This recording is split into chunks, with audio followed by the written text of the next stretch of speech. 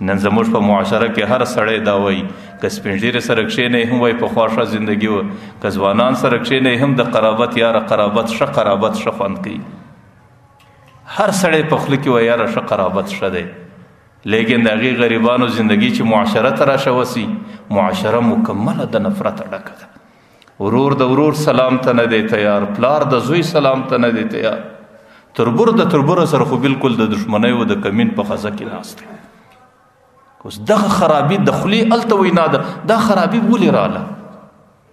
د دې خرابۍ لوی بنیاد یو شی دی چې کله دې د قریبه سره احسان وکړې، ښه سلوک دې ورسره وکړې، د هغې سره دې ښه زندګي تېره کړه او د هغې سره دې کومک و نصرت وکړې، دستي په دې انتظار ورته کښېنستې چې ته ود دی زما سره څه کوي، چې دی زما د دې ښه سلوک بدله و عوض راکوي کې نه راکوي، دی زما د دې ښه اخلاقو د دې ښه مدد د دې بدله ماته راکوي کې نه راکوي، دی په مجلسو کې زما صفت بیانوي کې نه بیانوي، او دی زما د دې عمل شکریه ادا کوي کې نه ادا کوي. او چې کله دې د قریبه سره دغه توقع پوره نسوله، بس دستي دماغ ته شکوي راغلي، دستي شکایتونه رالو، دستي نفرتونه رالو، په هر مجلس کې دا داسې نمک حرام دی، دا داسې ناشکره دی، ما خو دا ورسره وکړو، ما خو دا ورسره وکړو، ما خو دا ورسره وکړو، ده نو زما سره څه وکړو. نو بیا په هر مجلس کې د قریب غیبت دی، په هر مجلس کې د قریبه څه شکوه ده، د هر مجلس کې د قریبه څه شکایت. او چې کله دوباره د کومک ځای راس، دوباره چې د کومک په ځای کې ته دستي وایې په روژه کال مو ورسره وکړو نو څه فایده، سږ کال یې څه دپاره کوو. نو هغې غریب چې په روژه کال یې څه وکړو هغه هم په ښه نوس،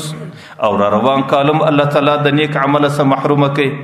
او زندگی کې د دې نیک عمله سره الله په دماغ کې بغض ور واچوي، په خوله کې غیبت ور واچوي، په زړه کې نفرت ور واچوي، او دا ټولې ګناه کبیرې دي. الله په دې ګناه کبیرو کې هم څه ونغښتی. ځکه پیغمبر علیه صلات وسلام اصول دا دي چې یاره د قریبه سره که سړی څه کوي صرف د الله رضا دي په نیت کې وساتي. د الله رضا چې د سړي په نیت کې بیا سړي ته شکوه او شکایت د قریبه سره نور پیښیږي. پیغمبر علیه صلات وسلام وسیله رحمي چاته وي؟ لیس الواصل بالمکافئ. وسیله رحمي دې ته نه ویل کېږي چې د څه را سره وکړو زه به هم څه ورسره کوم،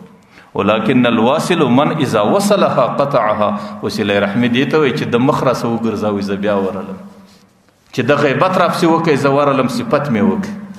چې دی زما د سلام جواب ته تیار نه دی زه ورلم بیا مې سلام ور واچوئ،